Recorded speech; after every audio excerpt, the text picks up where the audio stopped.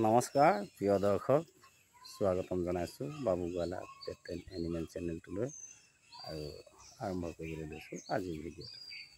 তো আহক চাওঁ আজিৰ ভিডিঅ'টো আৰু জানি থওঁ থাইলেণ্ড মাগুৰৰ বিষয়ে আৰু চিনাকি হৈ থওঁ। বহুতো প্ৰজাতিৰ মাগুৰ মাছ আছে, তো তাৰে ভিতৰত কোন জাতকনো থাইলেণ্ড মাগুৰ বুলি কোৱা হয়। তো ভিডিঅ'টো পোনপ্ৰথমে চাই লওঁ।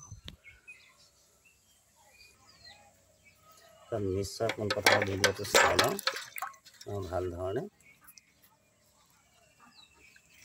দেখিছে,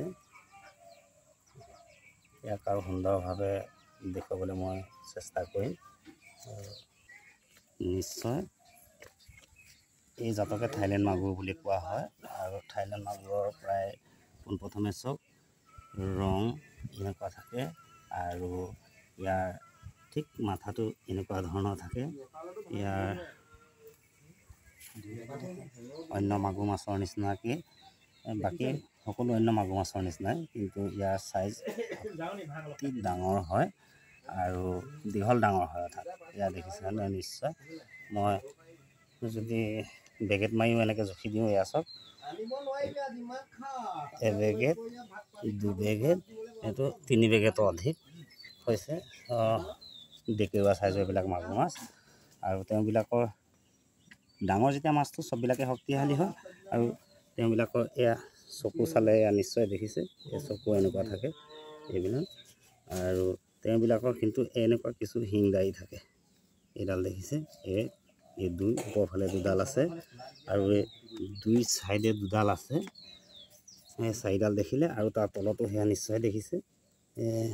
এইডাল এডাল এনেকুৱা ধৰণৰ থাকে, এইডাল এডাল এনেকুৱা, আকৌ এয়া দেখিছে। মুঠ এফালে 4ডালকৈ 8ডাল দাড়ি থাকে। তাৰে মাজৰ দুডাল যথেষ্ট শক্তিশালী, দীঘল ডাঙৰ।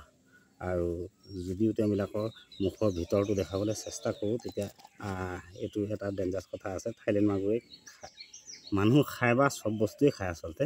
চ' মই আঙুলি বহাই দিয়াটো মোৰ ভুল হৈছে।